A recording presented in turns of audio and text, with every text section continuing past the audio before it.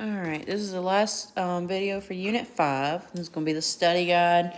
Normally we do our little game where everybody competes, but obviously we're not with each other, so we can't really do that, although I wish we could.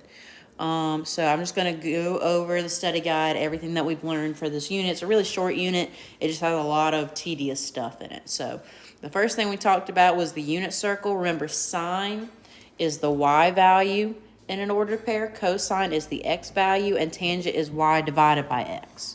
Okay, so that's where our unit circle comes into play. Okay, so I've got my unit circle. So this one says sine of 300 degrees. So that means I'm going to go to my unit circle. I'm going to go where 300 degrees is, and I'm going to look at the y value of my ordered pair. So my y value is negative square root of 3 over 2. So that's my answer, negative square root of 3 over 2. Okay, for cosine of 120, we're going to go to 120 degrees and go to the x value, which is negative 1/2. So that means my answer is negative 1/2. Okay, then we've got tangent of 60 degrees. Now remember, tangent is y divided by x. So I'm going to take my 60, I'm going to do square root of 3 over 2 divided by 1/2. And remember, when you divide by a fraction, you multiply by the reciprocal. So that turns into square root of 3 over 2 times 2 over 1. So my 2's cancel out, and that becomes square root of 3 over 1, or just square root of 3. Okay? Then we've got sine of 4 pi over 3. Same thing, you're just looking at the radians instead. So 4 pi over 3 is right here, and so because it's sine, we look at the y value, which is negative square root of 3 over 2. For the next one, we have cosine of 5 pi over 3. So I'm going to go where 5 pi over 3 is, which is over here. 5 pi over 3, and it says cosine. So I'm going to look at the x value, which is 1/2. And then with tangent of 3 pi over 2, we do y divided by x, so negative 1 divided by 0. And remember, you can't divide by 0, so that means it's undefined. Okay, so negative 1 divided by 0 is undefined. So that, you just use your unit circle the whole entire time, okay? The next thing we talked about was angles of rotation and sketching out our graphs. So with number 7, when it talks about 40 degrees, remember that's less than 90 degrees. So we're going to go somewhere between 0 and 90 degrees to create 40 degrees, okay? With negative 100, that's a little bit over 90.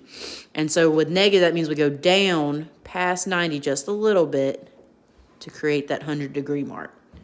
Okay. Okay. So with negative 400 degrees, we're going to go down. And so that was just one of those ones where it's a little bit difficult to tell exactly where we're going to start. I know that 360 is a whole circle, so we know that we're going to have to go a little bit more than that, but we don't just need to know how much. So remember, I showed you to do that, we just do 400 minus 90. So that means I'm going to go down 1, subtract 90 again. That means I can go around another time, 2, minus 90 again. I can go again, minus 90 again.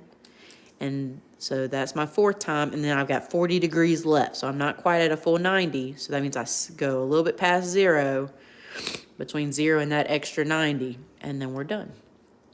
Okay? So like, for example, 525 degrees, we would do 525 minus 90.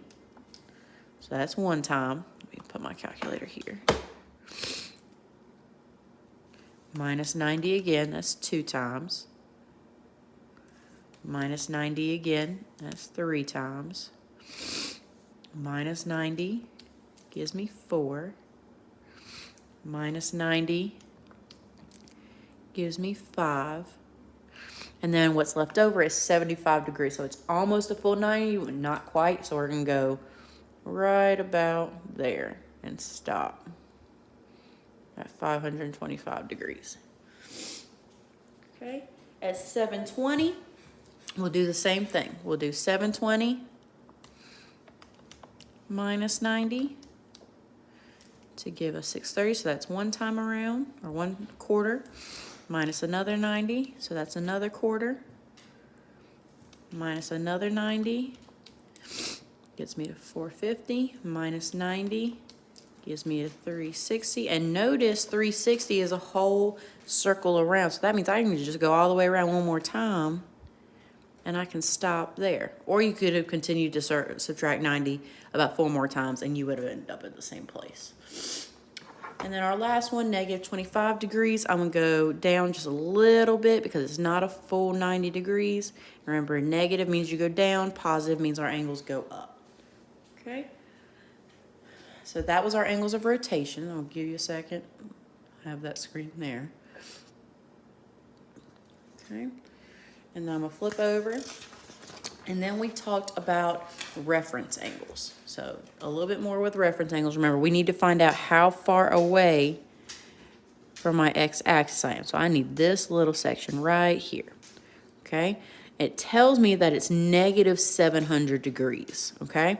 So what I need to do is I'm gonna get rid of a couple of rotations. So I'm gonna do negative 700. I'm going to get rid of a 360, so I'm going to add 360 there because it's negative. So to get rid of it, I need to add it. So that's negative 340. And so that means if I got rid of that whole rotation there, okay, exit that out, I've got, this is 340 degrees right here. So another 20 degrees would be another full rotation, so that would be 20 degrees there because 340 plus 20 is 360, okay?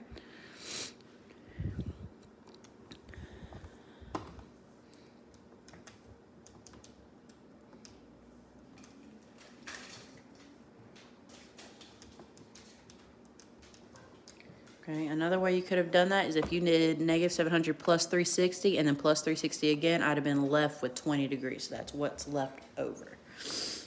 Okay, then this next one says 170. So we need to figure out how far away from the x-axis we are there. Well, that's just the remaining of that half of a rotation, which is 180. So if I do 180 minus 170, that gives me that 10 degrees. So there's 10 degrees left before I would have hit my x-axis. Okay, this next one says 190 degrees, so that's just a little bit over that 180 mark. So we would do 190 minus 180 because we're past the 180 mark, so we need to subtract it. So that gives me 10 degrees again there. So here we were right after it, so we had to do 180 minus. Here we did our angle minus 180. Okay, this one is similar to number 10, so we're going to do 180 minus 100 degrees because we need to know this space right here to our x-axis. So that's going to give us 80 degrees there. So it's 80 degrees between this angle and our x-axis. These are our reference angles. Okay? And I didn't go through specific problems like these in your notes, but I did give you a hint on your classwork to convert these to degrees. So 35 pi over 12. I'm going to turn that into degrees, so that's 180 over pi. And remember, the pi's cancel out. And so you would do 35 times 180 divided by 12. And that gives me 525 degrees. So this angle right here is 525 degrees. So to take out one full rotation, because it's over 360, 525 minus 360 gives me 165 degrees. So if you take out this whole full rotation here, that means what's left over right here to here is 165 degrees. Well, I need to know this little bit right here between my angle and my x-axis. So I'm going to do 180 minus 165 to give me 15 degrees.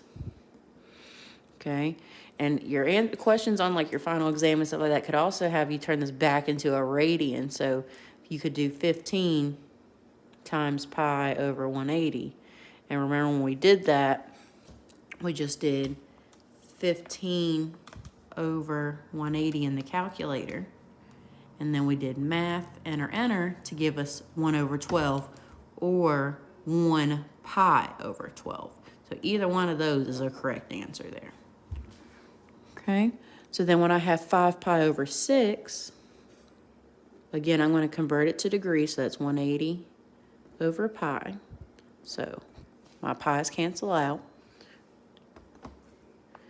5 times 180 divided by 6 gives me 150 degrees. So this angle right here is also 150 degrees, which means I need what's left of that 180, which will just be 180 minus 150, which would be 30 degrees.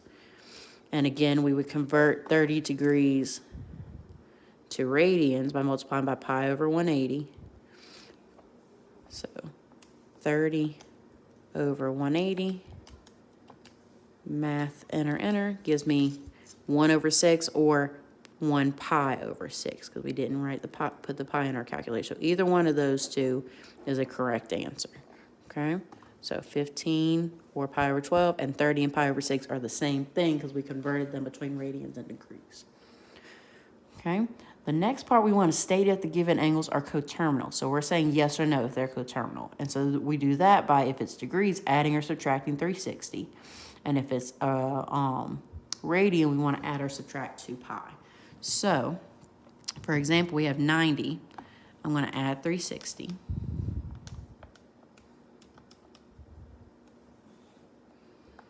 And I'm going to add 360 again to see if that gives me that 630, and it's not. So it went past the 630 after I added 360 again. So no, it is not a coterminal angle. So then let's try number 26.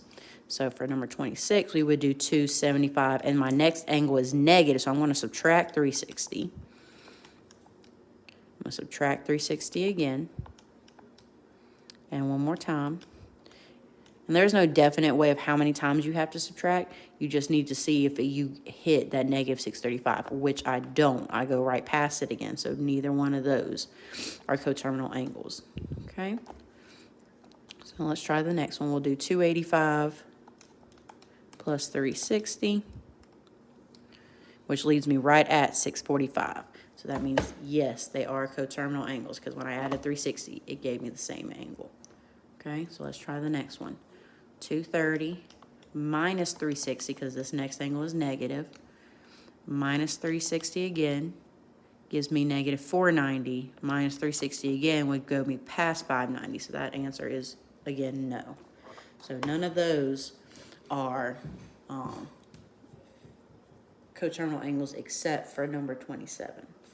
With numbers 29 through 32, they're in radians, so we need to add by 2 pi. But here's what we have to remember to do, is when you add by 2 pi, you need to be adding by like terms.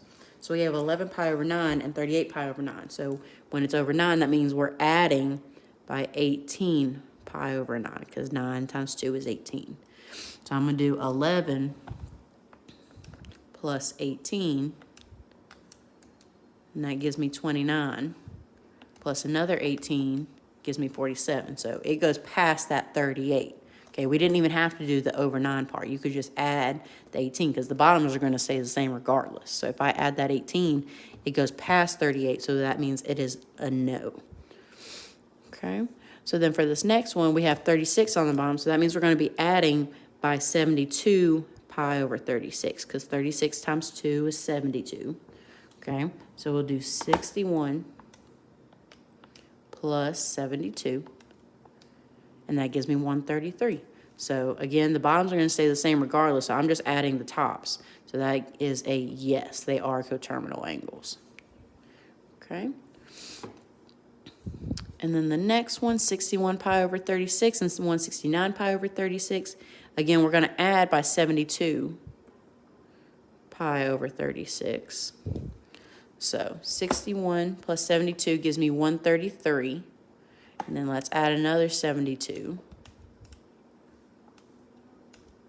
which gives me 205. So that passes that 169. So that means it is no, it is not a coterminal angle. Okay. And then with 17 pi over 9, again, it's over 9, so that means I'm going to be subtracting 18 pi over 9, because 9 times 2 is 18. And it's negative, so that's why I need to subtract. So 17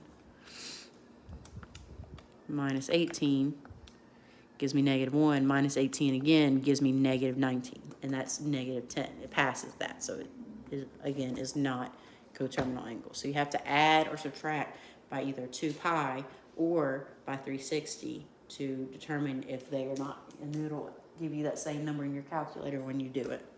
Okay?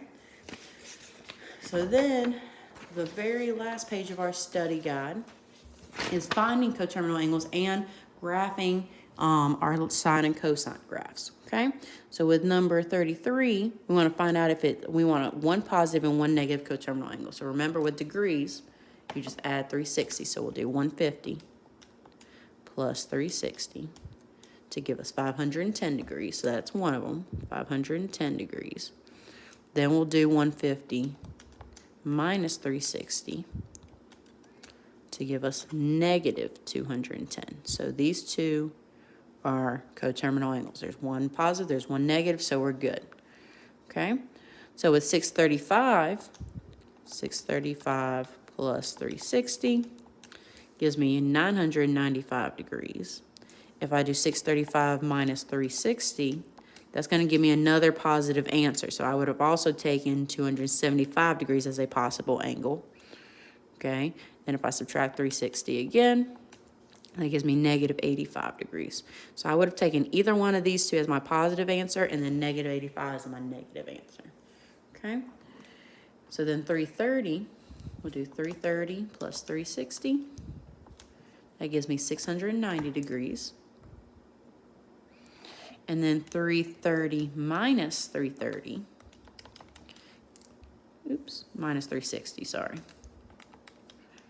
gives me negative 30 degrees. Okay. And then our last degree one is 110. So we'll do 110 plus 360 to give us 470.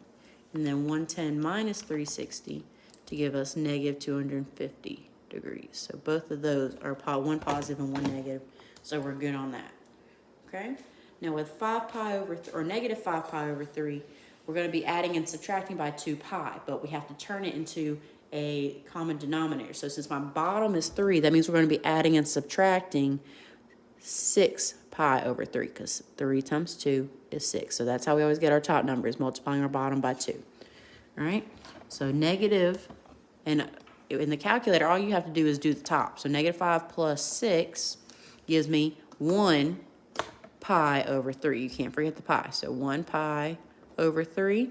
And then if I do negative 5 minus 6, that gives me negative 11 pi over 3. So that's one positive and one negative. So whenever you're doing the ratings, all you have to do is add the tops, because the bottoms are going to stay 3 regardless. So like, for example, with number 38, my bottom is 9. We're going to add by 18 pi on top, because 9 times 2 is 18. So negative 16 pi. So negative 16 plus 18 gives me 2 pi over 9. And then negative 16 minus 18 gives me negative 34 pi over 9. So these two are our answers as far as our positive and our negative answer. Okay. And then with number 39, that one has got, it doesn't have a bottom, so you can just add and subtract 2 pi. So negative 2 pi plus 2 pi would give me 0 pi. Well, that's neither positive nor negative, it's just 0. So I'm going to add another 2 pi to give me 2 pi. And then negative 2 pi minus 2 pi would be negative 4 pi. So these two would be the positive and negative. 0 does not count because 0 is neither positive nor negative. Okay. And then our last one, 91 pi over 90. So again, 90 is going to stay on the bottom. 90 times 2 is 180. So that's going to become 180 pi on top. Okay. So I'm going to do 91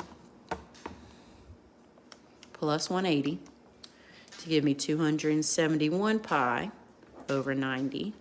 And then I'm going to do 91 minus 180 to give me negative 89 pi over 90. And both of those are my two coterminal angles there. So when it's coterminal, you're always either adding or subtracting by 360 or 2 pi. And then the last thing we learned in this unit was how to graph sine and cosine functions. Okay? And so again, I always tell you to just make a table. Help yourself out by making a table. It doesn't have to be as nice and neat as before, but like I said, doing that helps because, like, for example, This amplitude, which is 2, tells me that my max is going to be 2 and my min is going to be negative 2. So that helps me there. My period is 2 pi divided by 1, because remember, you divide by the number in front of x, which is 2 pi. So that means between 0 and 2 pi, and I'm going to make a vertical table this time just because I don't have a lot of space. So between 0 and 2 pi, I should start and stop in the same spot, okay? And to get the points in between, you take your period, 2 pi, and divide it by 4, which is pi over 2. So that means that's 1 pi over 2, 2 pi over 2, which is just pi, 3 pi over 2, and then 4 pi over 2 simplifies to 2 pi. So those are all my x values, okay? And then my y values with sine, we always start at our intercept. Then we go up to our max. Then we go back to our intercept, then our min, and then back to our intercept, okay? So that should be 0. And notice I don't have anything adding or subtracting there at the end, so we just go straight to our max, which is at 2, back to 0, negative 2, 0. So at 0, 0, pi over 2, I'm at 2. At pi, I'm at 0. At 3 pi over 2, I'm at negative 2. And then back at 0 at 2 pi. Okay? And so the same thing works for our cosine function. So again, my amplitude here, there's no number in front of cosine, so that means my amplitude is 1. My period is 2 pi over 2, because that's the number in front of x, which simplifies to just pi. So that means between 0 and pi, I should start and stop in the same spot, okay? And to get my intervals, I'm take my period and divide by 4. So that means that's pi over 4. So that's 1 pi over 4. 2 pi over 4 is pi over 2. 3 pi over 4 cannot be simplified. And then 4 pi over 4 is pi. Okay? And so then with cosine, we always start at our max, then our intercept, then our min, then our intercept, and then back to our max. Okay, so my max here is 1, and my intercept is at 0, then negative 1, then 0, and then back at 1. Because again, my amplitude is 1, so that tells me what my max and my min is going to be. So at 0, 1, at pi over 4, remember pi over 4 is in between that and pi over 2. So at pi over 4, I'm at 0. At pi over 2, I'm at negative 1. At 3 pi over 4, which is in between my points, I'm at 0. And then at pi, I'm back at 1. So cosine should always make this U shape, versus sine should always make this little sideways S shape every single time once you make it full wave. Okay. And then we've got some ones with some transformations. So with number 43, my amplitude is still 1 because there's nothing written in front of my sine. My period, we take 2 pi and divide it by the number in front of x, which there is nothing, so that's just going to stay 2 pi. Okay, now this minus pi over 2 means that I'm going to move to the right pi over 2, which means that my first x value is going to start at pi over 2. Okay, and then my minus 2 at the end tells me that I'm going to be going down 2, which is going to change what my max, min, and intercepts are, okay? So we're talking about sine, and my intervals, I'm going to take 2 pi over 4, which is pi over 2, because I take my period and divide it by 4 to give me pi over 2. So I'm adding by pi over 2 every time. Well, I already have 1 pi over 2. So then my next point is going to be 2 pi over 2, which is pi. Then 3 pi over 2, and then 4 pi over 2, which is 2 pi, and then 5 pi over 2. Okay, so then we label our points. So with sine, we always start at our intercept. But remember, our intercept normally is at 0, but we have to subtract 2, so that's at negative 2. So my intercept is 0 minus 2, which is negative 2. My max is normally a 1, but I'm going to have to subtract 2, which gives me negative 1. and my min is normally -1, and I'm going to have to subtract 2, and then that's going to become -3. Okay, so those are what my max of in and intercepts are going to be. So with sine, we always start at our intercept and then go to our max, which is at -1, then go back to our intercept, and then to our minimum, which is at -3, and then back to our intercept, which is at -2. Okay, so at pi over 2, I'm at -2. At pi, I'm at -1. At 3 pi over 2, I'm at -2. At 2 pi, I'm at -3. And at 5 pi over 2, I'm at -2. So we've got a full wave. And again, with sine, it should always create that little sideways S shape. Okay. And then we got one more. So we got 3 cosine of x plus 1. So remember that 3 tells me that's my amplitude, which is my max and min. My period is 2 pi over 1, which is just 2 pi. Then we've got this plus 1 at the end tells me that my graph is going to go up 1. So that means my interval, which is normally, or my intercept, which is normally at 0, will now be at 1. My max, which would normally be at 3, is now going to go up 1 to be 4. And my min would normally be at -3, but I'm going to move it up 1 to be -2. Okay, so that's what's going to change there. So my period is 2 pi. My x values have not changed because there's no left and right like at the last problem, okay? So we start at 0 and we end at 2 pi. And to get our intervals, again, we take 2 pi and divide it by 4, which is pi over 2. So that's pi over 2. 2 pi over 2 is pi. And then 3 pi over 2. And then 4 pi over 2, which is 2 pi. And so cosine always starts at your max, so that's at 4. Then our intercept, which is at 1. So max, intercept, then our min, so that would be at -2. Then we go back to our intercept, and then back to our max, which is at 4. So then you just plot the points. So 0, 4. 1 pi over 2 is at 1. Pi is at -2. 3 pi over 2 is at 1. And 2 pi is back at 4. And remember, cosine should always create the little V shape there. Okay? And again, if you have any questions, comments, concerns, I'm going to have the video. You can comment on there, or you can message me on Remind, or comment on anything in the Google Classroom. Okay, so that's our study guide. I'm going to post the test or a quiz as soon as I can. I got to make it first, but basically everything that's on here, and of course I can't stop you from using your notes, so feel free to use it. Again, let me know if you have any questions or comments or concerns. So I'm going to go get everything posted from your notes and your classwork so that everything can get started on Monday for your online class. And there's a due date for the end of the month for you to get all of your classwork assignments turned in. The study guide, obviously, you don't turn in because I just did everything with you. So if you have any questions, let me know. Miss you guys. Bye.